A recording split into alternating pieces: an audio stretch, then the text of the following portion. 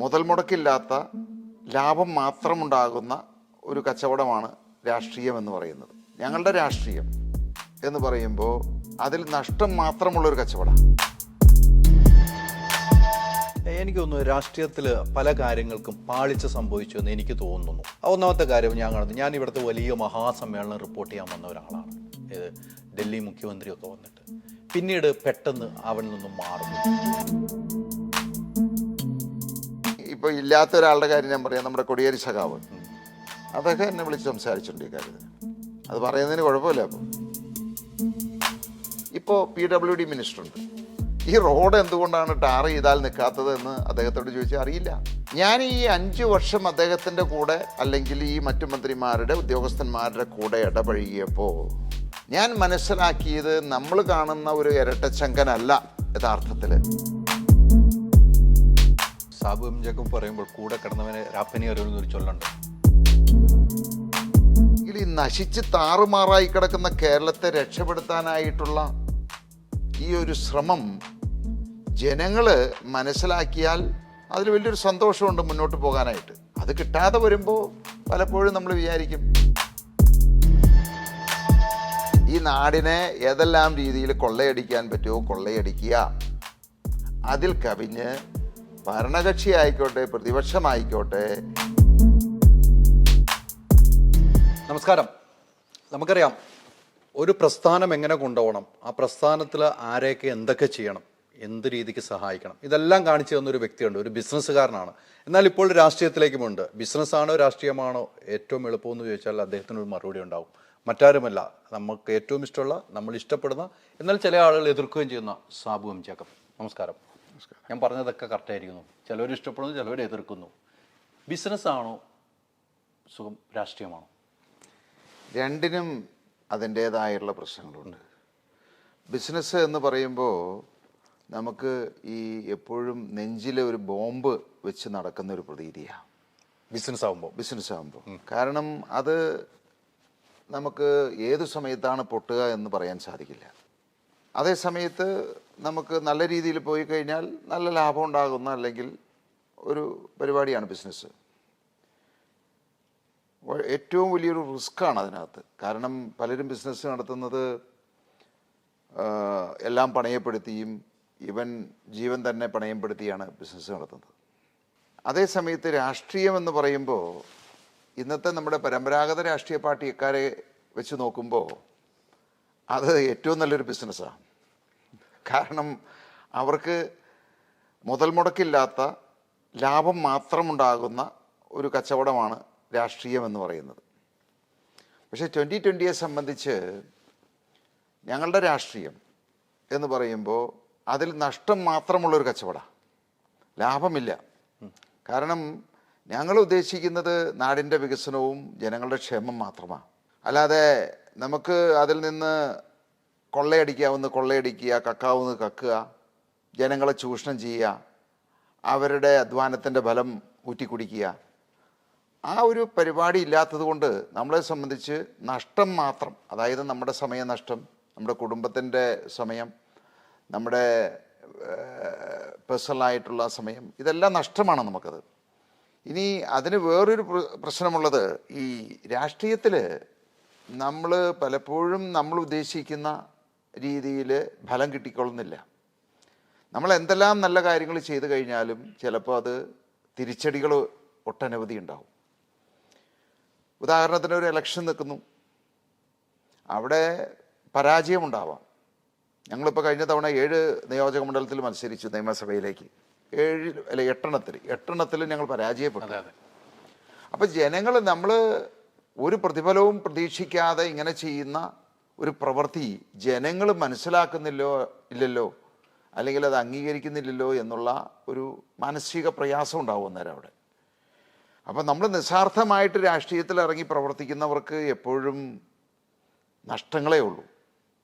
ഇനി അതല്ല, അതൊരു മുതലെടുപ്പിന് വേണ്ടിയിട്ട് മാത്രമാണെന്നുണ്ടെങ്കിൽ നമുക്ക് ഒരു ബുദ്ധിമുട്ടും ഉണ്ടാവില്ല. പണമുണ്ടാക്കാവുന്ന ഏറ്റവും നല്ല ഒരു കച്ചവടമാണ് രാഷ്ട്രീയം. ഇപ്പോൾ എറണാകുളത്ത് തന്നെ BJPയുടെ സ്ഥാനാർത്ഥിയാവാനായിട്ട് 6 പേരാണ് മത്സരിക്കുന്നത്. ഒരിക്കലും അവർക്ക് വിജയിക്കാൻ സാധിക്കില്ല. കാരണം എറണാകുളം എന്ന് പറയുന്നത് BJPക്ക് ഒട്ടും സാന്നിധ്യമുള്ളൊരു സ്ഥലമല്ല. പക്ഷെ എന്തുകൊണ്ട് 6 പേര് മത്സരിക്കുന്നു? ഈ മത്സരിക്കുന്ന ഒരു സ്ഥാനാർത്ഥിയായാൽ തന്നെ 1 കോടിയോ 2 കോടിയോ ഇതെല്ലാം കഴിഞ്ഞ് അവർക്ക് ബാലൻസ് ഉണ്ടാവും. മിച്ചം വയ്ക്കാം. അപ്പം അങ്ങനെയുള്ളവരെ സംബന്ധിച്ച് വളരെ നല്ലൊരു കാര്യമാണ്. എന്നെ സംബന്ധിച്ച് നമ്മൾ ചെയ്യുന്ന അല്ലെങ്കിൽ നമ്മൾ കാണിക്കുന്ന ആത്മാർത്ഥതയ്ക്ക് പ്രതിഫലം കിട്ടുന്നില്ലല്ലോ എന്നുള്ള ഒരു വലിയൊരു വിഷമമുണ്ട് രാഷ്ട്രീയത്തിൽ. അല്ല, എനിക്ക് തോന്നുന്നു അത് താങ്കൾ പറയുമ്പോൾ തന്നെ എനിക്ക് മനസ്സിലാവുന്നു. താങ്കൾ നല്ല പ്രവൃത്തികൾ ഒത്തിരി. ഞാൻ ഇന്ന് തന്നെ അറിയുന്നു ഒരു മെഡിക്കൽ ഷോപ്പ് അല്ലേ, ഇവിടെ എല്ലാ ആളുകൾക്കും നിങ്ങളുടെ ഇവിടെ പകുതിയിൽ താഴെ പൈസയ്ക്കാണ് സൂപ്പർ മാർക്കറ്റ്, അവിടെ ഒരു മെഡിക്കൽ ഷോപ്പ് ഇന്ന് തുറന്നു എന്നാണ് ഞാൻ അറിയുന്നത്. എനിക്ക് കിട്ടിയ അറിയിപ്പ് കറക്റ്റാന്ന് തോന്നുന്നു. അതും നിങ്ങൾ എല്ലാവരും സഹായിക്കുകയാണ്. ഇപ്പോൾ ഈ പറയുന്നു അങ്ങനെയൊക്കെ സഹായിച്ചിട്ടും തിരിച്ചെനിക്കൊന്നും കിട്ടുന്നില്ലല്ലോ, അല്ലെങ്കിൽ നമ്മുടെ പാർട്ടിക്കൊന്നും കിട്ടുന്നില്ലോ എന്ന് ചോദിക്കുമ്പോൾ അതൊരു വിഷമത്തിലും ഒരു വിഷമഘട്ടത്തിലുമാണ് താങ്കൾ നിൽക്കുന്നത്. അല്ല, ഞങ്ങൾ ഇതിനകത്തെ ഇപ്പോൾ ഭക്ഷ്യസുരക്ഷ 50% വരെ വില കുറച്ച സാധനങ്ങൾ കൊടുക്കുന്നത്. ഇന്ന് ഇന്ത്യയിൽ തന്നെ ഒരു സ്ഥലത്തും അങ്ങനെ ഒരു സംഭവം നടക്കുന്നില്ല. അപ്പോൾ ഇന്ത്യയിൽ വളരെ വ്യത്യസ്തമായിട്ട് പ്രവർത്തിക്കുന്ന ഒരു രാഷ്ട്രീയ പാർട്ടിയാണ് ഞങ്ങളത്. അപ്പോൾ ഇത്രയും ജനങ്ങൾക്ക് കൊടുത്തിട്ടും പലരും ഇതെല്ലാം അനുഭവിച്ചിട്ട് വോട്ട് ചെയ്യാത്ത ആളുകളാണ്. അതുപോലെ അപ്പോൾ നമ്മളെ സംബന്ധിച്ച് ഒന്നും അവരിൽ നിന്ന് സഹായമായിട്ട് പ്രതീക്ഷിക്കുന്നില്ല, പണം പ്രതീക്ഷിക്കുന്നില്ല, മറ്റൊന്നും പ്രതീക്ഷിക്കുന്നില്ല. പക്ഷെ നമ്മൾ ചെയ്യുന്ന നല്ല പ്രവൃത്തികൾ അവർ മനസ്സിലാക്കുന്നില്ലല്ലോ. അവരെ സംബന്ധിച്ച് ഞാൻ എല്ലാവരും പറയും നിങ്ങളുടെ പ്രാർത്ഥന മാത്രം മതി, കാരണം ഇത് മുന്നോട്ട് കൊണ്ടുപോകണ്ടേ. ഇന്നിപ്പോൾ ഒരു ചെറിയ വിഭാഗത്തിന് മാത്രമേ ഇതിൻ്റെ ആനുകൂല്യങ്ങൾ കിട്ടിയിട്ടുള്ളൂ. അപ്പോൾ എന്നെ സംബന്ധിച്ച് ഈ ജനങ്ങൾ ഇപ്പോൾ ഒരു വോട്ടിൽ കൂടിയാണെങ്കിലും നൽകുന്ന ആ ഒരു വോട്ട് എന്ന് പറയുന്നത് നമ്മളെ മുന്നോട്ട് നയിക്കുന്ന ഒരു ഊർജമാണത്. നമ്മൾ നല്ല പ്രവൃത്തികൾ ജനങ്ങൾക്ക് വേണ്ടിയിട്ട്, ഈ നാടിന് വേണ്ടിയിട്ട്, അല്ലെങ്കിൽ ഈ നശിച്ച് താറുമാറായി കിടക്കുന്ന കേരളത്തെ രക്ഷപ്പെടുത്താനായിട്ടുള്ള ഈ ഒരു ശ്രമം ജനങ്ങൾ മനസ്സിലാക്കിയാൽ അതിൽ വലിയൊരു സന്തോഷമുണ്ട് മുന്നോട്ട് പോകാനായിട്ട്. അതൊരു വലിയൊരു ഊർജം തന്നെയാണത്. അത് കിട്ടാതെ വരുമ്പോൾ പലപ്പോഴും നമ്മൾ വിചാരിക്കും നമ്മൾ ഇത്രയും കാര്യങ്ങൾ ചെയ്തിട്ട് എന്തുകൊണ്ട് ജനങ്ങൾ മനസ്സിലാക്കുന്നില്ല എന്ന്. വേണ്ട എന്ന് തോന്നി തുടങ്ങി. അങ്ങനെയൊന്നും ഒരിക്കലും തോന്നിയിട്ടില്ല. കാരണം ഇപ്പോൾ നമുക്കറിയാം, നമ്മളിപ്പോൾ പഞ്ചായത്തുകളിലൊക്കെ മത്സരിച്ച പഞ്ചായത്തുകളൊക്കെ നമ്മൾ വിജയിച്ചിട്ടുണ്ട്. നിയമസഭയിലേക്ക് വിജയിച്ചില്ല. പക്ഷേ ഇന്ന് എനിക്ക് തോന്നുന്നു ഇപ്പോൾ ഈ തവണ പാർലമെൻറ്റിൽ, കാരണം ജനങ്ങൾ മടുത്തു. 2 മുന്നണികളെ കൊണ്ടും LDFനെയും UDFനെയും കൊണ്ടും മടുത്തിരിക്കുകയാണത്. അപ്പം നമ്മൾ വിചാരിക്കും എന്തുകൊണ്ട് ഇതൊക്കെ ഇവർ തന്നെയല്ലേ വോട്ട് ചെയ്ത് ജയിപ്പിച്ചതെന്ന്. എൻ്റെ ഒരു അഭിപ്രായത്തിൽ നിവൃത്തികേട് കൊണ്ട് ഏതെങ്കിലും മുന്നണിക്ക് വോട്ട് ചെയ്യാൻ വിധിക്കപ്പെട്ട ഒരു ജനസമൂഹമാണ് മലയാളിയുടേത്. അവരെ സംബന്ധിച്ച് ഒരു ഓപ്ഷനില്ല. LDFനെ വിജയിപ്പിക്കുന്നു, 5 വർഷം അവരെ സഹിക്കുന്നു. അവർ മടുക്കുമ്പോൾ UDFനെ വിജയിപ്പിക്കുന്നു, അവരെയും സഹിക്കുന്നു. കാരണം ഒന്നും അവർക്ക് ലഭിക്കുന്നില്ല എന്നുള്ളതാണത്. അപ്പോൾ ഇപ്പോൾ അവരുടെ മുന്നിൽ വലിയൊരു ഓപ്ഷൻ വന്നിരിക്കുക. മൂന്നാമതൊരു മുന്നണി, അഴിമതിയില്ലാതെ, കളവില്ലാതെ, കൊള്ളയില്ലാതെ ഒരു മുന്നണി വന്നിരിക്കുക. അപ്പോൾ ഇത്തവണ അത് പാർലമെൻറ്റിൽ തീർച്ചയായിട്ടും അതിൻ്റെ ഒരു വലിയൊരു മാറ്റം വരുമെന്നാണ് ഞാൻ വിചാരിക്കുന്നത്. ഒരിക്കലും മനസ്സിൽ വിഷമം തോന്നാറുണ്ട്. കാരണം ജനങ്ങൾ നമ്മൾ ചെയ്യുന്ന പ്രവൃത്തികൾ അത് പൂർണ്ണമായിട്ടും അംഗീകരിക്കുന്നില്ലോ, മനസ്സിലാക്കില്ലോ എന്ന് വരുമ്പോൾ, പക്ഷേ ഒരിക്കലും അത് വേണ്ട എന്ന് മനസ്സിൽ തോന്നിയിട്ടില്ല. കാരണം ഇതൊക്കെ ജീവിതത്തിൻ്റെ ഒരു ഭാഗമാണത്. നമ്മളിപ്പോൾ ബിസിനസ് നടത്തിയാലും ശരി, ഏത് ഇതിലായാലും ശരി, തടസ്സങ്ങളുണ്ടാവാം, പരാജയങ്ങളുണ്ടാവാം. പക്ഷെ അതിൽ നിന്ന് ഒളിച്ചോടിക്കഴിഞ്ഞാൽ നമ്മളോട് ഒത്തു നിൽക്കുന്ന അല്ലെങ്കിൽ നമ്മളെ സ്നേഹിക്കുന്ന ഒട്ടനവധി ആളുകളുണ്ട്. അവരെ നമ്മൾ നിരാശപ്പെടുത്തുന്ന ഒരു പ്രവൃത്തിയായിരിക്കും. അതുകൊണ്ട് എനിക്ക് ഒരിക്കലും അങ്ങനെ ഒളിച്ചോടാൻ സാധിക്കില്ല, വേണ്ടാന്ന് വെക്കാനും സാധിക്കില്ല. ഇപ്പം 2 മണ്ഡലങ്ങളിൽ മത്സരിക്കുന്നത് അല്ലേ, പാർലമെന്റ് 2 മണ്ഡലം, എറണാകുളത്തും ചാലക്കുടിയിലുമാണ് മത്സരിക്കുന്നത് അല്ലേ. എന്തുകൊണ്ട് 2 മതി എന്ന് വെക്കാനുള്ള കാരണം? അതിപ്പോൾ ഞങ്ങൾ ഈ 2021 ഞങ്ങൾ സജീവമായിട്ട്, അതായത് നിയമസഭയിലേക്ക്, കേരള രാഷ്ട്രീയത്തിലേക്ക് ഇറങ്ങണം എന്ന് തീരുമാനിച്ചു മത്സരിച്ചത്.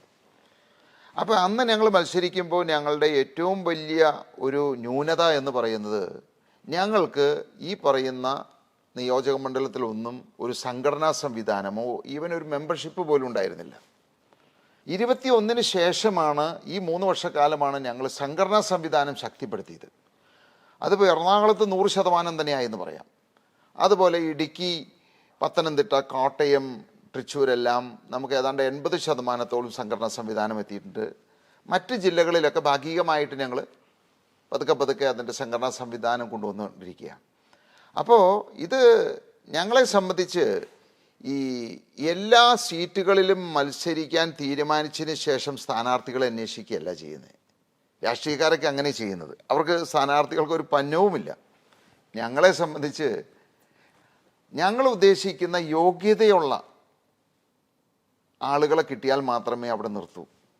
ഇപ്പം നമുക്കറിയാം 20 പേര് എല്ലാ തവണയും ഇവിടുന്ന് ജയിപ്പിച്ച് വിടുന്നുണ്ട്. മലയാളം പോലും പറയാൻ അറിയില്ലാത്ത ആളുകൾ പലരും പാർലമെൻറ്റിൽ പോയിട്ടുണ്ട്.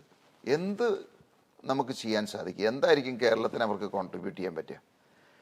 അപ്പോൾ അങ്ങനെ ഒരു രീതി ഞങ്ങൾ ഉദ്ദേശിക്കുന്നില്ല. അപ്പോൾ ഞങ്ങളെന്താണ്, നല്ല വിദ്യാഭ്യാസമുള്ള ആളുകൾ, പ്രായം കുറഞ്ഞവർ, സ്ത്രീകൾ, അങ്ങനെയുള്ള ആളുകളെ, യോഗ്യതയുള്ളവരെ കിട്ടിയാൽ മാത്രമേ മത്സരിപ്പിക്കൂ. അപ്പോൾ ഞങ്ങളിതിപ്പോൾ ആദ്യമായിട്ടാണ് പാർലമെൻറ്റിലേക്ക് മത്സരിക്കുന്നത്. അപ്പോൾ ആദ്യമായിട്ട് 2 സീറ്റുകളിൽ ഞങ്ങൾക്ക് ഏറ്റവും ശക്തിയുള്ള 2 സീറ്റുകളിൽ മത്സരിക്കുക.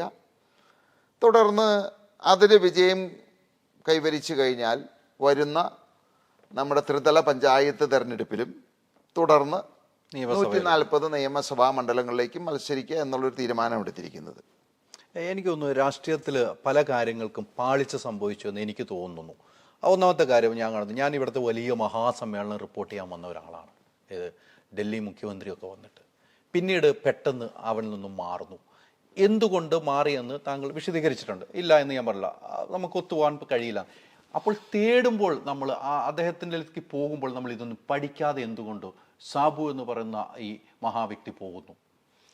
അതിൽ ഇപ്പോൾ ഞങ്ങൾ ഈ പറയുന്ന അദ്ദേഹവുമായിട്ടുള്ള ഒരു അലയൻസ് ഉണ്ടാക്കുന്ന സമയത്ത് ഉള്ള സാഹചര്യമല്ല അതിന് ശേഷം ഉണ്ടായത്.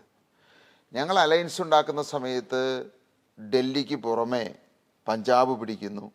അങ്ങനെ ഇന്ത്യ മുഴുവൻ, ലോകം മുഴുവൻ അദ്ദേഹത്തെ പറ്റി സംസാരിക്കുന്നു, AAP പറ്റി സംസാരിക്കുന്നു. നല്ലത് മാത്രമേ ഉണ്ടായിരുന്നുള്ളൂ. ഞങ്ങളുടെ ആ ഒരു സഖ്യം വന്നതിന് ശേഷമാണ് 1-2 മാസം കഴിഞ്ഞപ്പോഴാണ് ആ ഒരു ലിക്വർ സ്കാം വന്നത്. വലിയൊരു അഴിമതി കഥയാണ് പുറമെ വന്നത്. അതിനോടടുത്ത് പലരും അറസ്റ്റിലാകുന്നു. അങ്ങനെയുള്ള പല സംഭവങ്ങളും ഉണ്ടായി. അതിനേക്കാളൊക്കെ ഉപരി പിന്നീടാണ് ഞങ്ങൾക്ക് മനസ്സിലായത് ഇദ്ദേഹത്തിന് നമ്മുടെ പ്രത്യേകിച്ച് LDFുമായിട്ട് ഒരു ചായ്വുണ്ട്, അവരോട് ഒരു രഹസ്യ സൗഹൃദമുണ്ട് എന്നുള്ളത് കേരളത്തിൽ LDF അല്ലെങ്കിൽ കമ്മ്യൂണിസ്റ്റ് പാർട്ടി എന്ന് പറയുന്നത് പൊതുവേ ഇവിടെയാണല്ലോ, കേരളത്തിലല്ലേ ഉള്ളൂ. കേരളം വിട്ട് കഴിഞ്ഞാൽ മറ്റ് സംസ്ഥാനങ്ങളിലൊന്നും ഉണ്ടായിരുന്നു, ഇപ്പോൾ ഇല്ലല്ലോ. അപ്പോൾ അത് മനസ്സിലാക്കിയത്. അപ്പോൾ അതിൻ്റെ ഏറ്റവും വലിയൊരു എക്സാമ്പിളാണ് ഇപ്പോൾ അടുത്ത നമ്മളുടെ മുഖ്യമന്ത്രിയും മന്ത്രിമാരും ഒക്കെ ഡൽഹിയിൽ സമരം നടത്തിയപ്പോൾ ഈ 2 മുഖ്യമന്ത്രിമാരെ വന്നുള്ളൂ. സ്റ്റാലിൻ പോലും വന്നില്ല. ഇവർ 2 പേരും 2 സൈഡിലായിട്ട് തോളത്ത് കൈയിട്ട് നിൽക്കുന്നു. അപ്പോൾ ആ ബന്ധം ഊട്ടി ഉറപ്പിക്കുന്ന ഒരു സംഗതിയായിരുന്നു. അപ്പം ഞങ്ങൾ അതിനെപ്പറ്റി പഠിച്ച് എല്ലാം മനസ്സിലാക്കിയതിന് ശേഷമാണ് അന്ന് അലയൻസ് ഉണ്ടാക്കിയത്. പക്ഷെ പിന്നീടുള്ള പ്രവർത്തനങ്ങളിൽ അവർക്ക് കേരളത്തിൽ LDFിനോട് എതിരായിട്ട് മത്സരിക്കാനോ LDFിനെതിരായിട്ട് സംസാരിക്കാനോ ഉള്ള താല്പര്യം കേന്ദ്ര നേതൃത്വത്തിന് ഇല്ല എന്നുള്ള കാര്യം ഞങ്ങൾ മനസ്സിലാക്കിയത്. അപ്പം ഞങ്ങളിവിടെ ഉയർത്തിക്കാട്ടുന്ന രാഷ്ട്രീയമെന്ന് പറയുന്നത് മുഴുവനായിട്ടും ഇവിടുത്തെ ഇപ്പോഴത്തെ അഴിമതിയും ഭരണത്തിനെതിരെയുള്ള ഒരു യുദ്ധമാണ് ഞങ്ങൾ നടത്തുന്നത്. അപ്പോൾ അതിന് അനുകൂലമായിട്ടുള്ളൊരു നിലപാട് എടുക്കുന്ന ഒരു പാർട്ടിയുമായിട്ട് അലയൻസ് എടുത്തു കഴിഞ്ഞാൽ ഒരിക്കലും അത് പ്രയോജനപ്പെടില്ല എന്ന് തോന്നിയത് കൊണ്ടാണ് ഞങ്ങളത് നിർത്തിയത്. അത് പിന്നീട് സംസാരിച്ചിരുന്നു. എന്തായാലും ഇത് ഒരുമിച്ച് പോകാൻ വേണ്ടി ഡൽഹി പോവുകയും മുഖ്യമന്ത്രിയെ കാണുകയൊക്കെ ചെയ്ത് പിന്നീട് ഇത് വേണ്ട എന്ന് വെക്കുമ്പോൾ അദ്ദേഹമായിട്ട് താങ്കൾ സംസാരിച്ചിരുന്നു? ഞാൻ ഇതുമായിട്ട് സംസാരിക്കാൻ പലതവണ അദ്ദേഹവുമായിട്ട് ബന്ധപ്പെടാൻ ശ്രമിച്ചു. അതുകൂടാതെ പാർട്ടി നേതൃത്വമായിട്ട് ബന്ധപ്പെടാനായിട്ട് ശ്രമിച്ചു. പക്ഷേ അവിടെ ഒന്നും വളരെ ഒരു പോസിറ്റീവായിട്ടുള്ള ഒരു തീരുമാനം അവരെടുത്തില്ല. അതിനൊരു അനുവാദം പോലും അവർ തരാത്തൊരു സാഹചര്യമായിരുന്നു. അപ്പോൾ എനിക്ക് പൂർണ്ണമായിട്ട് ബോധ്യമായി ഇതൊരിക്കലും മുന്നോട്ട് പോകില്ല. കേരളത്തിൽ AAP വളർത്തുന്നതിന് കേന്ദ്ര നേതൃത്വം ആഗ്രഹിക്കുന്നില്ല എന്ന് എനിക്ക് മനസ്സിലായത്. അതുകൊണ്ട് തന്നെ വേണ്ട എന്ന് വെച്ചു. ആ നിമിഷത്തിൽ തന്നെ വേണ്ടാമെന്ന് വിചാരിച്ചു. മറ്റൊരു പ്രധാനപ്പെട്ട, എനിക്ക് തോന്നുന്നു മുഖ്യമന്ത്രി പിണറായി വിജയൻ അല്ലേ, മുഖ്യമന്ത്രി പിണറായി വിജയനുമായിട്ട് താങ്കളുടെ അച്ഛനാണെങ്കിലും താങ്കൾക്ക് നല്ല സൗഹൃദം ഉണ്ടായിരുന്ന വ്യക്തിയാണ്. നല്ല സൗഹൃദം. എൻ്റെ കാഴ്ചകൾ ഞാൻ പഠിച്ചിരിക്കുന്ന അങ്ങനെയാണ്. നല്ല സൗഹൃദം. എന്തുകൊണ്ട് പെട്ടെന്ന് ആ സൗഹൃദം ഇല്ലാതായി? ഇപ്പം ഈ പറഞ്ഞതുപോലെ തന്നെയാണ്, പെട്ടെന്ന് സൗഹൃദം ഇല്ലാതായി. എനിക്ക് അദ്ദേഹത്തെ 2005 മുതലാണ് ഞങ്ങളുടെ ബന്ധം തുടങ്ങിയത്. അദ്ദേഹം ചികിത്സയ്ക്കായി എൻ്റെ അച്ഛൻ്റെ അടുത്ത് വരുന്നു. അങ്ങനെ 19 വർഷത്തെ ബന്ധം. 19 എന്ന് പറയാൻ പറ്റില്ല, 2021 ഞങ്ങൾ ആ ബന്ധം അവസാനിപ്പിച്ചു എന്നുള്ളതാണത്. അപ്പോൾ 2016 അദ്ദേഹം അധികാരത്തിലേറുമ്പോൾ നമുക്കറിയാം, എന്നെപ്പോലെ തന്നെ ഈ കേരളം മുഴുവൻ ചർച്ച ചെയ്തൊരു വിഷയമാണ് ഇത്രയും നല്ലൊരു മുഖ്യമന്ത്രി, ഇരട്ട ചങ്കൻ, അതായിരുന്നു അദ്ദേഹത്തെ വിശേഷിപ്പിച്ചിരുന്നത്. അത്ര തൻ്റെ ഇടത്തോടെ ഏതൊരു കാര്യവും പാർട്ടി ചട്ടക്കൂട്ടിൽ നിൽക്കാതെ സ്വതന്ത്രമായിട്ട് പ്രവർത്തിക്കുന്ന കമ്മ്യൂണിസ്റ്റ് പാർട്ടിയുടെ ഒരു ആദ്യത്തെ നേതാവായിരുന്നു എന്നാണ് എനിക്ക് തോന്നിയത്. കാരണം ഇതിനു മുമ്പ് നയനാരുമൊക്കെ ഭരിച്ചപ്പോൾ പാർട്ടി എഴുതി കൊടുക്കുന്നത് മാത്രം വായിക്കുകയും പ്രവർത്തിക്കുകയും ചെയ്തിരുന്നവരായിരുന്നു. പക്ഷേ വി എസും അതെ. അപ്പം അതിൽ നിന്നെല്ലാം വ്യത്യസ്തമായിട്ടുള്ളൊരു സമീപനവും അദ്ദേഹത്തെ എല്ലാവരും ഇരട്ടച്ചങ്കനാണെന്ന് പറഞ്ഞപ്പോൾ എനിക്കും തോന്നി. അപ്പോൾ എൻ്റെ മനസ്സിൽ, കാരണം ഞാൻ 2012 ഈ നാടിൻ്റെ പ്രശ്നങ്ങൾ പഠിക്കാനും അതിനുവേണ്ടി എന്തെങ്കിലുമൊക്കെ ചെയ്യാനായിട്ട് ഇറങ്ങിയത്. അപ്പോൾ ഞാൻ ഒട്ടനവധി കാര്യങ്ങൾ അനുഭവത്തിൽ കൂടി വീടുകൾ തോറും കയറി ഇറങ്ങി അവരുടെ പ്രശ്നങ്ങളും നാടിൻ്റെ പ്രശ്നവും വ്യക്തമായിട്ട് മനസ്സിലാക്കിയതാണ്.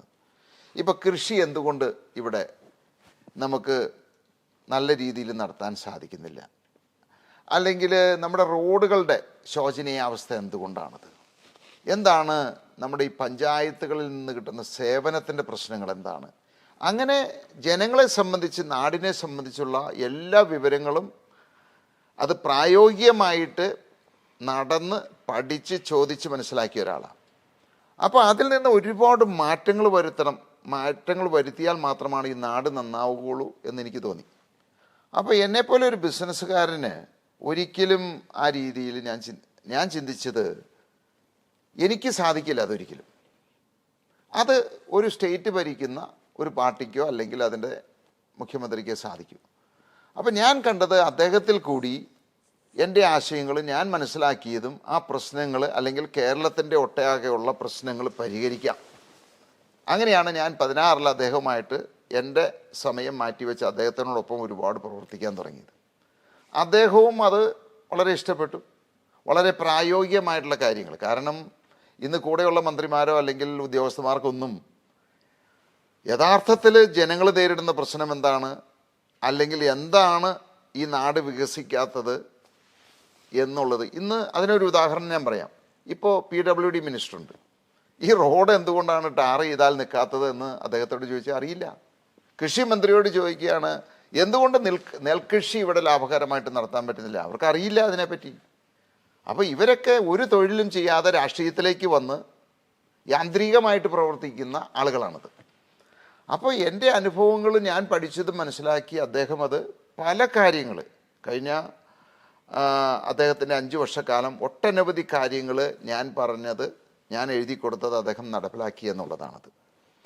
പക്ഷേ ഞാൻ ഈ 5 വർഷം അദ്ദേഹത്തിൻ്റെ കൂടെ അല്ലെങ്കിൽ ഈ മറ്റു മന്ത്രിമാരുടെ ഉദ്യോഗസ്ഥന്മാരുടെ കൂടെ ഇടപഴകിയപ്പോൾ ഞാൻ മനസ്സിലാക്കിയത് നമ്മൾ കാണുന്ന ഒരു ഇരട്ടച്ചങ്കനല്ല യഥാർത്ഥത്തിൽ.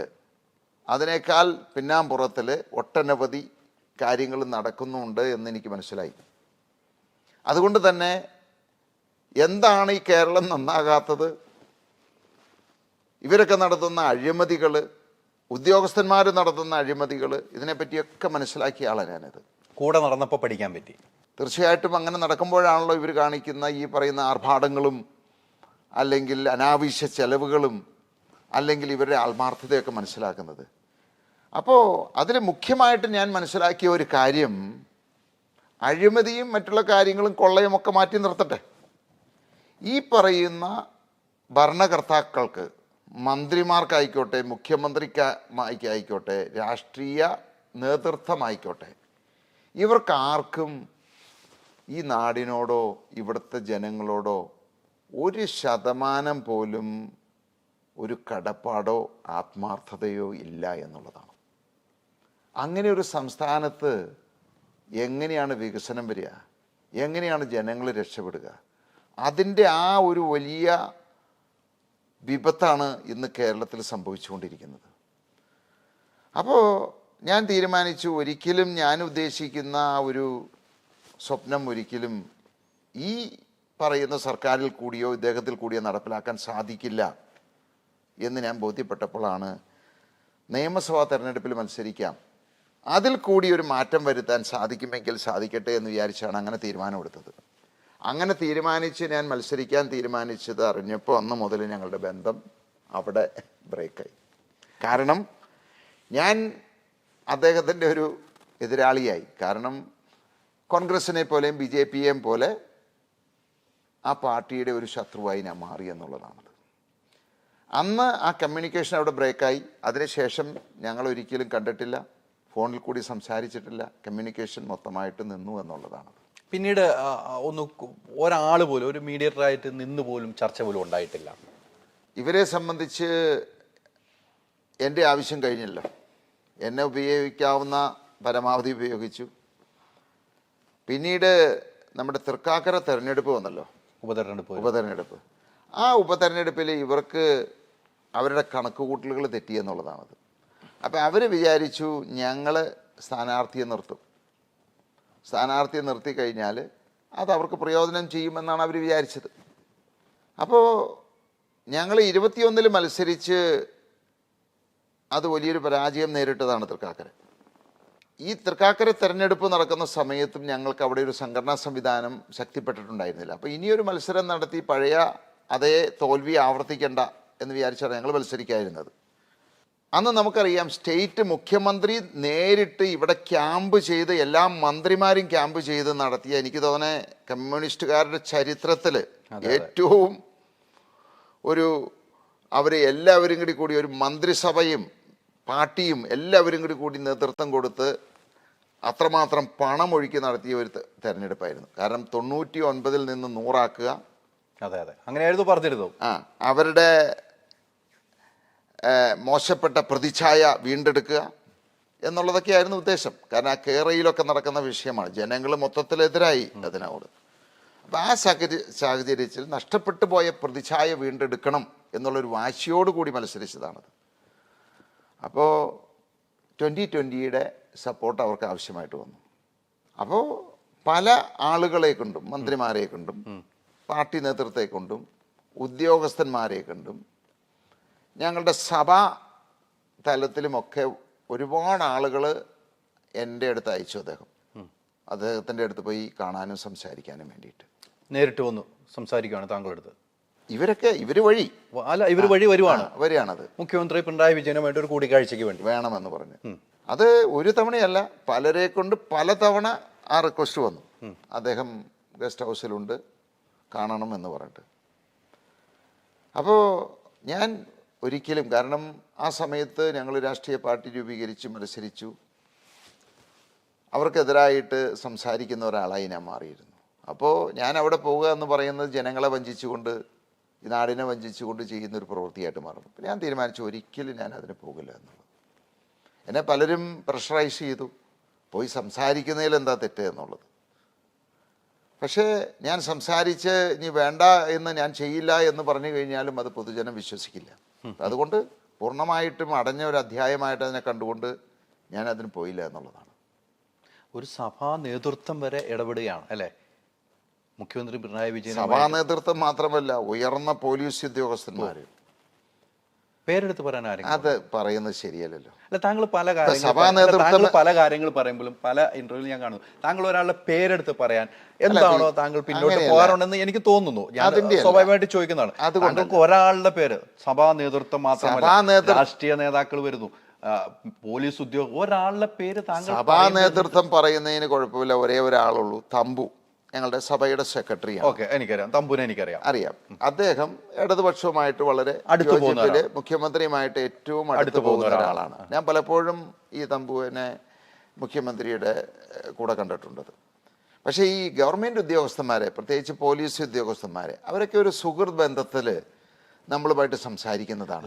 അവരെ പറ്റി മന്ത്രിയുടെ ആളായിട്ടാണ് വരുന്നത് ആയിരിക്കാം. അവരെയൊക്കെ പറ്റി പറഞ്ഞു കഴിഞ്ഞാൽ എനിക്കല്ല അതിൻ്റെ ദൂഷ്യം, അവർക്ക്. ആ ഉദ്യോഗസ്ഥന്മാരെ പിന്നെ അവിടെ വെച്ചേക്കും അവർ. അവർക്ക് പല വിധത്തിലുള്ള പീഡനങ്ങളും ഉണ്ടാവും. അപ്പോൾ ഒരിക്കലും നമ്മൾ അങ്ങനെ അറിഞ്ഞുകൊണ്ട് ഒരാളെ ദ്രോഹിക്കുന്നത് ശരിയല്ല. അല്ലാതെ എനിക്കിപ്പോൾ ആരെ പറ്റി ഞാൻ എല്ലാ കാര്യങ്ങളും തുറന്നു പറയുന്ന ഒരു മനസ്സാണ് താങ്കൾ. പക്ഷേ നമുക്ക് ഇപ്പം ഞാൻ തമ്പുവിൻ്റെ കാര്യം പറഞ്ഞത് അദ്ദേഹത്തിനൊന്നും ചെയ്യാൻ സാധിക്കില്ല. പക്ഷെ മറ്റവരൊക്കെ ഉദ്യോഗത്തിലിരിക്കുന്ന ആളുകളാണ്. ഒരു ഉദ്യോഗസ്ഥൻ ഇതുപോലെ തന്നെ ഉയർന്ന തലത്തിൽ ഒരു IAS ഉദ്യോഗസ്ഥൻ 2020 പറ്റി അനുകൂലമായിട്ട് സംസാരിച്ച ഒരാളോട് ഞാൻ ഫോളോ ചെയ്യുന്നുണ്ട്, എനിക്ക് ആ പാർട്ടി വളരെ ഇഷ്ടമാണെന്ന് പറഞ്ഞു കഴിഞ്ഞാൽ അച്ചടക്ക നടപടി നേരിടേണ്ടതായിട്ട് വന്നു. അപ്പോൾ ഒന്ന് ആലോചിച്ച് നോക്കി. അപ്പം നമ്മൾ കാരണം വേറൊരു ആൾക്ക് ബുദ്ധിമുട്ട് വരരുതെന്ന് വിചാരിച്ചിട്ടാണ്. ഇനി അവരൊക്കെ റിട്ടയർ ചെയ്യുമ്പോൾ നമുക്ക് ധൈര്യമായിട്ട് പറയാം.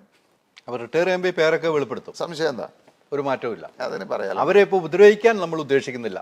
നമ്മളാൽ പറഞ്ഞ് അവർക്കൊരു ബുദ്ധിമുട്ടുണ്ടാകില്ല. അതുകൊണ്ട് മാത്രം പേര് വെളിപ്പെടും. അപ്പോൾ എല്ലാവരും സമീപിച്ചിരുന്നു എന്നുള്ള കാര്യം പാർട്ടിയിലെ ഉന്നതന്മാരെ സമീപിച്ചു. ഇല്ലെങ്കിൽ ഇനിയിപ്പോൾ താങ്കൾ പറഞ്ഞ തെറ്റാണെങ്കിൽ നിഷേധിക്കട്ടെ. ഇപ്പൊ ഇല്ലാത്ത ഒരാളുടെ കാര്യം ഞാൻ പറയാം. നമ്മുടെ കൊടിയേരി സഖാവ് അതൊക്കെ എന്നെ വിളിച്ച് സംസാരിച്ചിട്ടുണ്ട് ഈ കാര്യത്തിന്. അത് പറയുന്നതിന് കുഴപ്പമില്ല. അപ്പോൾ പക്ഷെ ഇപ്പോൾ പാർട്ടിയിലുള്ള മറ്റാളുകളുടെ പേര് പറയുന്നത് ശരിയല്ല. ഈ ജില്ലാ കമ്മിറ്റി ഒക്കെ ഇടപെട്ടിട്ടുണ്ടാവും അല്ലേ? ജില്ലാ കമ്മിറ്റി അതിൽ ഇടപെട്ടില്ല. കാരണം ആദ്യം മുതൽ തന്നെ എതിരായിരുന്നു. അവര് എന്നെ ഏറ്റവും കൂടുതൽ ആക്രമിച്ചവരവരാണല്ലോ. പക്ഷെ അതിലൊക്കെ ഉയർന്ന ഒട്ടനവധി ആളുകളാണ് കേന്ദ്ര കമ്മിറ്റി അംഗങ്ങളും. അതെ, അവർക്കൊക്കെ ഒരു പ്രസക്തി ഇല്ലല്ലോ അവിടെ. കൊടിയേരി സഖാവൊക്കെ ഒത്തിരി ശ്രമിച്ചു അല്ലേ? അതിന് ശ്രമിച്ചതാണ്. ഇല്ലാത്തവരുടെ പേര് നമുക്ക് അദ്ദേഹമൊക്കെ മരണപ്പെട്ടു പോയല്ലോ. അപ്പോൾ ആ പേര് പറയാമല്ലോ. പക്ഷെ താങ്കളുടെ ഒരു മനസ്സിപ്പോൾ എനിക്ക് മനസ്സിലായി, ഇവരെ ഉപദ്രവിക്കേണ്ട, ഇവർക്കൊരു ബുദ്ധിമുട്ടുണ്ടാകാതിരിക്കാൻ വേണ്ടി മാത്രമാണ് പേര് പറയാത്തത്. ഈ പാർട്ടിയിൽ തന്നെ നമ്മൾ വിചാരിക്കും കമ്മ്യൂണിസ്റ്റ് പാർട്ടിയിൽ അങ്ങനെയുള്ള പ്രശ്നങ്ങളൊന്നുമില്ല എന്ന്. ഈ ഇദ്ദേഹത്തിൻ്റെ പ്രവൃത്തികളെ അല്ലെങ്കിൽ മുഖ്യമന്ത്രിയുടെ പ്രവൃത്തികളെ ഇഷ്ടപ്പെടാത്ത ഒട്ടനവധി ആളുകളുണ്ട്. പക്ഷേ നമുക്ക് അവരുടെയൊക്കെ പേര് പറയാൻ പറ്റുമോ? അവരെ ആ പാർട്ടിയിൽ വെച്ചേക്കുമോ? മനസ്സ് തുറന്ന് ഒട്ടനവധി കാര്യങ്ങൾ ഇദ്ദേഹത്തിൻ്റെ ചെയ്തികളെ അല്ലെങ്കിൽ ആ കുടുംബത്തിൻ്റെ ചെയ്തികളെ പറ്റി വിമർശിക്കുന്ന ഇഷ്ടപ്പെടാത്ത ഒട്ടനവധി ആളുകളുണ്ട്. പക്ഷേ അദ്ദേഹം ഒരു രാജാവിനെ പോലെ ഒരു പാർട്ടി സംവിധാനത്തിലല്ല പോകുന്നത്. അതുക്ക് മേലെ ഒരാളില്ല എന്നുള്ളതാണത്. കേന്ദ്ര കമ്മിറ്റി അംഗങ്ങൾ പോലും അദ്ദേഹത്തിന് കീഴിൽ അദ്ദേഹത്തെ ഭയപ്പെട്ടാണ് പോകുന്നത്. അങ്ങനെ ഒരു സാഹചര്യത്തിൽ ആരെങ്കിലും എന്തെങ്കിലും പ്രതികരിച്ചാൽ അവരുടെ അവസ്ഥ എന്തായിരിക്കും? അല്ല, സാബു എം ജേക്കബ് പറയുമ്പോൾ കൂടെ കിടന്നവനെ രാപ്പനി അറിയുന്നൊരു ചൊല്ലുണ്ട്. 5 വർഷക്കാലം ഒരേ വാഹനത്തിൽ ഒരുമിച്ച് യാത്ര ചെയ്തതാണ്, ഒത്തിരി കാര്യങ്ങൾ ഇടപെട്ടാണ്. അപ്പോൾ താങ്കൾ പറയുമ്പോൾ കുറേയൊക്കെ വിശ്വാസത്തിൽ എടുക്കേണ്ടതായി വരും. താങ്കൾ ഈ പറയുന്ന പോലെ എന്തുകൊണ്ട് ഇതൊന്നും മുതലാക്കാൻ പോലും സാധിക്കാത്തൊരു പ്രതിപക്ഷം ചിന്തിച്ചിട്ടുണ്ടോ? ഇതിലേ നമ്മൾ ഇപ്പോൾ നിയമസഭയിൽ പ്രതിപക്ഷം ശക്തമായിട്ട് എതിർക്കുന്നു, വലിയ പ്രശ്നങ്ങളുണ്ടാവുന്നു, സഭയിൽ നിന്ന് ഇറങ്ങിപ്പോകുന്നു, നടുക്കളത്തിലിരുന്ന് സമരം ചെയ്യുന്നു, പുറത്തിരുന്ന് സമരം ചെയ്യുന്നതൊക്കെ നമ്മൾ കണ്ടിട്ടുണ്ട്. അത് കഴിഞ്ഞ് വൈകുന്നേരമാകുമ്പോൾ ഇവരെല്ലാവരും ഒരു സ്ഥലത്തിരുന്ന് ബിരിയാണി കഴിക്കുന്നത് നമ്മൾ കണ്ടിട്ടുണ്ട്. അപ്പോൾ ഇതൊക്കെ നമ്മളെ ഒരു പ്രഹസനമാണത്. ഇവരൊക്കെ എല്ലാവരും ഒരു നാണയത്തിൻ്റെ 2 വശങ്ങളാണത്. പ്രതിപക്ഷം ഭരണകക്ഷി എന്ന് പേര് മാത്രമേ ഉള്ളൂ. എല്ലാവരും ഒരേ ആശയത്തിൽ വിശ്വസിച്ച് ഒരേ ലക്ഷ്യം വെച്ചിട്ട് എന്ന് പറഞ്ഞു കഴിഞ്ഞാൽ ലക്ഷ്യം എന്താണത്? പരമാവധി പണമുണ്ടാക്കുക. ഈ നാടിനെ ഏതെല്ലാം രീതിയിൽ കൊള്ളയടിക്കാൻ പറ്റുമോ കൊള്ളയടിക്കുക. അതിൽ കവിഞ്ഞ് ഭരണകക്ഷി ആയിക്കോട്ടെ പ്രതിപക്ഷമായിക്കോട്ടെ, ഞാൻ ആദ്യം പറഞ്ഞ മാതിരി 1% പോലും ഈ നാടിനോടോ ജനങ്ങളോടോ കടപ്പാടോ ആത്മാർത്ഥതയോ ഇല്ല. അപ്പോൾ അവരെന്ത് മുതലെടുക്കാനായിട്ട്? അല്ല, ഈ താങ്കളെ സംബന്ധിച്ച് താങ്കൾ തുടക്കത്തിൽ തൊട്ട് ഇപ്പോഴും പറഞ്ഞു പോകുന്ന ഒരു പോയിന്റുണ്ട്.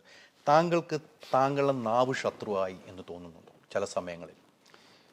ഇതിൽ ഞാൻ ഒരു വേദികളിലും എഴുതി വായിക്കാറോ അല്ലെങ്കിൽ മറ്റുള്ളവർ പറഞ്ഞു തരുന്നത് പറയാനോ ഞാൻ ശ്രമിച്ചിട്ടില്ല. ഇപ്പോൾ മുഖ്യമന്ത്രിയുടെ തന്നെ പ്രസംഗം നോക്കുക, എല്ലാം മറ്റുള്ളവർ എഴുതി കൊടുക്കുന്നു, അദ്ദേഹം വായിക്കുന്നു. EK നായനാരായാലും അതുപോലെ തന്നെയായിരുന്നു. അതിന് വേണ്ടിയിട്ട് പാർട്ടി ഒരാളെ നിയോഗിച്ചിട്ടുണ്ട്. ആ നിയോഗിച്ചിരിക്കുന്ന ആളെ എഴുതി കൊടുക്കുന്ന കാര്യം വായിക്കുന്നവരായിരുന്നു. അദ്ദേഹം അതാണോ എന്ന് എനിക്കറിയില്ല, പക്ഷേ എഴുതി വായിക്കുകയാണ് ചെയ്യുന്നത്. ഞാനൊരിക്കലും അദ്ദേഹം സ്വന്തമായിട്ട് പ്രസംഗിക്കുന്ന കണ്ടിട്ടില്ല. പക്ഷെ ഞാൻ എപ്പോഴും പ്രസംഗിക്കുന്നത് എൻ്റെ ഹൃദയത്തിൽ നിന്ന് വരുന്ന കാര്യങ്ങളാണ്. അവിടെ ഒന്നും ആലോചിക്കേണ്ട കാര്യങ്ങളില്ല. എൻ്റെ മനസ്സിൽ ശരിയായിട്ടുള്ള കാര്യങ്ങൾ, ഹൃദയത്തിൽ നിന്ന് പറയുന്ന കാര്യങ്ങൾ അത് യാഥാർത്ഥ്യങ്ങളാണത്. നമുക്കൊരു കാര്യം എഴുതി വായിക്കേണ്ടി വരുന്ന എപ്പോഴാണത്? നമ്മൾ അതിനെ യാന്ത്രികമാക്കി തെറ്റായിട്ടുള്ള കാര്യങ്ങൾ പറഞ്ഞ് ഫലിപ്പിക്കാൻ തുടങ്ങുമ്പോഴാണ് നമ്മൾ അങ്ങനെ ശ്രമിക്കേണ്ടത്. അപ്പോൾ എൻ്റെ നാക്കല്ല, എൻ്റെ ഹൃദയത്തിൽ നിന്നാണ് അത് വരുന്നത്. അപ്പോൾ ഞാൻ പറയുന്ന കാര്യങ്ങൾ എനിക്ക് മനപ്പാഠം പഠിക്കേണ്ട കാര്യങ്ങളില്ല, മറ്റുള്ളവർ പറഞ്ഞു തരേണ്ട കാര്യങ്ങളില്ല. ഞാൻ നേരിട്ട് കണ്ട് മനസ്സിലാക്കി ബോധ്യപ്പെട്ടിരിക്കുന്ന കാര്യങ്ങളാണ് ഞാൻ പറയുന്നത്. അതിനെൻ്റെ നാക്കിനെ കുറ്റം പറയേണ്ട കാര്യമില്ല. അതുകൊണ്ട് തന്നെ ഒട്ടനവധി ആളുകൾ എന്നെ ഇഷ്ടപ്പെടുന്നുണ്ട് എന്നുള്ളതാണ്. കൂടുതൽ ഇഷ്ടപ്പെടുകയാണ് ചെയ്യുന്നത്. കാരണം എൻ്റെ പ്രസംഗം കേൾക്കുന്ന ആളുകൾക്ക് അതിൻ്റെ ആത്മാർത്ഥത മനസ്സിലാകും. പിന്നെ എന്നെ എതിർക്കുന്ന രാഷ്ട്രീയ പാർട്ടിക്കാർ ഞാൻ എന്ത് പറഞ്ഞു കഴിഞ്ഞാലും അതിനെ വിമർശിക്കുകയുള്ളൂ, അവരത് നല്ലതായി കാണില്ല. പക്ഷെ നിഷ്പക്ഷമായിട്ട് ചിന്തിക്കുന്ന ഒരാൾക്ക് എൻ്റെ സംസാരം കേട്ട് കഴിഞ്ഞാൽ, ഇനിയിപ്പോൾ എൻ്റെ എന്നല്ല, നിങ്ങളൊക്കെ അതിനുള്ള പരിചയം ഉണ്ടായിരിക്കാം. ഒരാൾ സംസാരിക്കുമ്പോൾ അത് ശരിയാണോ തെറ്റാണോ എന്ന് നമുക്കൊക്കെ ബോധ്യപ്പെടും. കാരണം ആ സംസാരത്തിൻ്റെ ഭാഷയും ബോഡി ലാംഗ്വേജും കണ്ടാൽ നമുക്ക് മനസ്സിലാവും അത്. അപ്പോൾ എപ്പോഴും ഞാൻ പ്രസംഗിക്കുന്നത് പല കാര്യങ്ങളും വീണ്ടും റിപ്പീറ്റഡ് ആയിട്ട് പറയുന്നത്, ഇനിയിപ്പോൾ നിങ്ങൾ 100 തവണ ആ കാര്യം ചോദിച്ചു കഴിഞ്ഞാലും എൻ്റെ മനസ്സിൽ നിന്ന് വരുന്ന അതേ കാര്യം തന്നെയായിരിക്കും. കാരണം അത് അനുഭവത്തിൽ കൂടി ഞാൻ നേരിട്ട് മനസ്സിലാക്കി ബോധ്യപ്പെട്ട കാര്യങ്ങളാണത്. അതുകൊണ്ടാണത്. സാബു എന്ന വ്യക്തിയെ ഇഷ്ടപ്പെടുന്ന ഒത്തിരി ആളുകളുണ്ടെന്ന് എനിക്കും അറിയാം. ഇവിടുത്തെ അവരിൽ നിന്നും തന്നെ എനിക്ക് കേൾക്കാൻ കഴിഞ്ഞ ഒരു കാര്യമാണ് ഇപ്പോൾ പറഞ്ഞത്. സാബു സാറ് പഴയതുപോലെ അല്ല, അദ്ദേഹം ഒന്ന് മാറിയിരിക്കുന്നു, അദ്ദേഹത്തിൻ്റെ സംസാര സ്റ്റൈല് മാറിയിരിക്കുന്നു എന്ന് പറയുന്ന ആളുകളും ഉണ്ട് എന്ന് എനിക്ക് ബോധ്യപ്പെട്ടുകൊണ്ടാണ് ഞാൻ ആ ചോദ്യം ചോദിച്ചത്. സംസാരത്തിൻ്റെ സ്റ്റൈല് എന്ന് പറഞ്ഞാൽ അത് മോശമായി എന്നുള്ളതാണോ? ഒരു ധാർഷ്ട്യം. എപ്പോഴും ഞാൻ പൊതുവേ ചെറുപ്പത്തിലെ മുതൽ ഈ ബിസിനസ്സിലിറങ്ങി നമ്മൾ ഒരു ഗൗരവമായിട്ടാണ് നമ്മുടെ മുഖം കാണാറ്. ഞാൻ സംസാരിച്ച് വരുമ്പോൾ എപ്പോഴും നമുക്ക് ഗൗരവം വരും. പക്ഷേ ഞാൻ ജനങ്ങളിലേക്ക് ഇറങ്ങുന്ന സമയത്ത്, ഇപ്പോൾ ഞങ്ങളുടെ സമ്മേളനങ്ങൾ അവിടെയൊക്കെ കഴിഞ്ഞാൽ, ഈ പ്രസംഗം കഴിഞ്ഞ് ഞാൻ വേദി വിട്ട് ഇറങ്ങുന്ന സമയത്ത് എത്രയോ അവരെന്നെ ഇഷ്ടപ്പെടുന്നു എന്നറിയാമോ? അപ്പോൾ നമ്മൾ ഒരാളുടെ മുഖഭാവം അല്ലെങ്കിൽ സംസാരിക്കുന്ന ഭാഷ മാത്രം കേട്ടത് കൊണ്ട് ഒരിക്കലും ആളെ വിലയിരുത്താൻ പാടില്ല. ഞാൻ സാധാരണ രീതിയിൽ എപ്പോഴും പല കാര്യങ്ങളും, ഇപ്പോൾ ഇന്നലെ ഞങ്ങളുടെ കൺവെൻഷൻ തുടങ്ങിയായിരുന്നു. ഈ കൺവെൻഷൻ എന്ന് പറയുമ്പോൾ 3 മീറ്റിങ്ങുകളാണ് പ്രസംഗിച്ചത്. ഞാൻ വേദിയിലേക്ക് ചെല്ലുമ്പോൾ എല്ലാവരും എഴുന്നേറ്റ് നിൽക്കുന്നു. ഞാൻ പുറകിൽ നിന്ന് കയറാൻ തുടങ്ങിയപ്പോഴത്തേക്ക് ഒരറ്റത്തു നിന്ന് എല്ലാവരും എഴുന്നേൽക്കുക. ഞാൻ ആദ്യം പറഞ്ഞൊരു കാര്യം, നിങ്ങളെല്ലാവരും അവിടെ ഇരിക്കുക, ഇരുന്നാൽ മാത്രമേ ഞാൻ അങ്ങോട്ട് പോകൂ, അല്ലെങ്കിൽ ഞാൻ തിരിച്ചു പോകുകയാണെന്ന് പറഞ്ഞത്. അതുപോലെ തന്നെ അവിടെ ചെല്ലുമ്പോൾ കുറച്ച് പേര് സാബു ജേക്കബ് സിന്ദാബാദ്, ഞാൻ പറഞ്ഞു അത് പാടില്ല. ഇന്നത്തെ മീറ്റിങ്ങുകളിലൊക്കെ ഞാൻ കൃത്യമായിട്ട് നിർദ്ദേശം കൊടുത്തിട്ടുണ്ട്. ഞാൻ വരുന്ന സമയത്ത് ഒരു ആൾ പോലും എഴുന്നേൽക്കാൻ പാടില്ല. ഞാൻ എപ്പോഴും ജനങ്ങളോടൊപ്പം, ജനങ്ങളുടെ കൂടെ, അവരുടെ ഒരു സഹോദരനായിട്ട്, മകനായിട്ട് അങ്ങനെ അറിയപ്പെടാനും ഇടപഴകാനും ഞാൻ ഉദ്ദേശിച്ചിട്ടുള്ളത്. അങ്ങനെയാണ് ഞാൻ ആഗ്രഹിക്കുന്നത്. ഇപ്പം നമുക്കറിയാം, മുഖ്യമന്ത്രിയൊക്കെ പോകുന്ന സമയത്ത് അല്ലെങ്കിൽ അദ്ദേഹത്തിൻ്റെ അടുത്തൊരു ഫോട്ടോ എടുക്കണമെങ്കിൽ ആരെങ്കിലും ചോദിച്ചാൽ അവൻ്റെ കഥ കഴിയും ചിലപ്പോൾ. ഞാൻ ഇന്നലെ ഇപ്പോൾ അവസാന സമ്മേളനം കഴിഞ്ഞപ്പോൾ ഏതാണ്ട് 1 മണിക്കൂർ അവിടെ നിന്ന് ഫോട്ടോ, ഞാൻ പറയാം എല്ലാവരും ഫോട്ടോ എടുത്തിട്ട് ഇനിയിപ്പോൾ എത്ര പാതിരാത്രി ആയാലും ശരി എല്ലാവരും എടുത്ത് അവസാന ആളുകളും ഫോട്ടോ എടുത്തതിന് ശേഷം ഞാൻ ഈ വേദി വിട്ട് പോകുള്ളൂ എന്ന് പറഞ്ഞു. അപ്പോൾ നമ്മളുടെ മുഖത്ത് കാണുന്നതല്ല സാബു ജേക്കബ്, അത് എന്നെ അടുത്തറിയാവുന്ന ആളുകൾക്ക് എല്ലാവർക്കും അറിയാം. ഇപ്പോൾ ഒരു സെലിബ്രിറ്റി ആണല്ലേ, ഈ രാഷ്ട്രീയത്തിലേക്ക് ഇറങ്ങിയില്ലായിരുന്നു ഇത്രയും സെലിബ്രിറ്റി അല്ല. ബിസിനസ്സുകാരനായിട്ട് ഇരുന്ന് കഴിഞ്ഞാൽ ഒരു വലിയ സെലിബ്രിറ്റി ആകില്ലായിരുന്നു താങ്കൾ. എനിക്ക് തോന്നുന്നത് എന്നെ ഈ പറയുന്ന മാതിരി ജനങ്ങൾ എൻ്റെ സംസാരം കേൾക്കാനും അല്ലെങ്കിൽ എന്നെ വിമർശിക്കാനും ഒക്കെ തുടങ്ങിയപ്പോഴാണ് ഞാൻ പ്രസിദ്ധമായത്. അത് ഏറ്റവും കൂടുതൽ ഞാൻ ഈ നിലയിലാക്കിയത് ഈ ഇടത് മുന്നണിയും പ്രത്യേകിച്ച് ശ്രീനിജിനും ഒക്കെയാണ്. കാരണം എൻ്റെ കമ്പനികൾ തുടർച്ചയായിട്ട് റെയ്ഡ് ചെയ്യാനും അതിനെ ആക്രമിക്കാനൊക്കെ തുടങ്ങി. അതിനെ തുടർന്നുണ്ടായ സംഭവവികാസങ്ങളൊക്കെയാണ് എന്നെ ഇന്ന് ഇന്ത്യ ഒട്ടാകെ അറിയുന്നതിനും. അപ്പോൾ അവരുടെ സ്നേഹം ഉണ്ടല്ലേ? അല്ല, അതിന് എപ്പോഴും നമ്മൾ അറിയിച്ചല്ലോ, പുറംലോകം അറിയിച്ചല്ലോ. അല്ല, അതിൻ്റെ പൂർണ്ണമായിട്ടുള്ള ക്രെഡിറ്റ് ഇവർക്കാണ്, ഈ അടുത്ത് സർക്കാരിന്. കാരണം ഇന്ന് ലോകത്തിൽ എവിടെ ചെന്ന് കഴിഞ്ഞാലും എനിക്കിപ്പോൾ എവിടെ യാത്ര ചെയ്താലും അമേരിക്കയിലായിക്കോട്ടെ ദുബായിലായിക്കോട്ടെ 100 പേര് മലയാളി എവിടെയെങ്കിലും ഉണ്ടെങ്കിൽ എന്നെ തിരിച്ചറിഞ്ഞിരിക്കും. ആ ഒരു സാഹചര്യത്തിലേക്ക് വന്നു. അത് ഇവരാണത് ആ ഒരു സാഹചര്യം ഒരുക്കിയത്. ഇവർ നമുക്ക് ചെയ്ത ഏറ്റവും വലിയ ഉപകാരം അതായിരിക്കും. നമ്മൾ എപ്പോഴും ഇതൊന്നും ആഗ്രഹിച്ചിട്ടല്ല ഞാൻ രാഷ്ട്രീയത്തിട്ട് ഇറങ്ങിയത്. പ്രസിദ്ധമാകണം അല്ലെങ്കിൽ നമുക്ക് അതുകൊണ്ടൊരു പ്രശസ്തി കിട്ടണം എന്ന് വിചാരിച്ചുകൊണ്ടല്ല നമ്മൾ ഇറങ്ങുന്നത്. പക്ഷെ അതൊക്കെ സ്വാഭാവികമായിട്ട് നടന്നൊരു സംഭവമാണ്. അതിനുവേണ്ടിയല്ല ഞാൻ പ്രവർത്തിക്കുന്നത്. എല്ലാവരും ആഗ്രഹിക്കുന്നത് മന്ത്രിയാവണം, മുഖ്യമന്ത്രിയാവണം, അല്ലെങ്കിൽ MP ആവണം, MLA ആവണം. ഇതൊന്നും എനിക്ക് ആഗ്രഹമുള്ള ആളല്ല.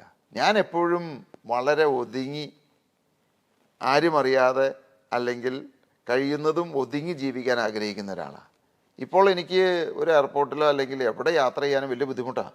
കാരണം 100 കണക്കിന് ആളുകൾ എല്ലാവരും പരിചയക്കാരാണ്. മലയാളി ഉണ്ടെങ്കിൽ അവരെല്ലാവരും എൻ്റെ അടുത്ത് വരും, അപ്പോൾ സംസാരിക്കും എല്ലാവരും. അപ്പോൾ നമുക്ക് ഒരു രീതിയിലും എവിടെയും നടക്കുമ്പോൾ നമുക്ക് ഒതുങ്ങി ജീവിക്കാൻ പറ്റാത്തൊരു സാഹചര്യത്തിട്ട് പോയി. മുഖ്യമന്ത്രി പിണറായി വിജയൻ്റെ മോളുമായിട്ട് ബന്ധപ്പെട്ട ഒരു കേസുണ്ടായിരുന്നു. അന്ന് താങ്കൾ പറഞ്ഞത് എന്നെ ജയിലിലടച്ചാൽ ഒരാഴ്ചക്കുള്ളിൽ മുഖ്യമന്ത്രിയുടെ മകളും ജയിലിലാകും. എന്തിൻ്റെ അടിസ്ഥാനത്തിലാണ് പറഞ്ഞത്? TM ജേക്കബ് സാറ് മരിച്ച് അദ്ദേഹത്തിൻ്റെ വീട്ടിൽ ഞാൻ പോവുകയാണ്.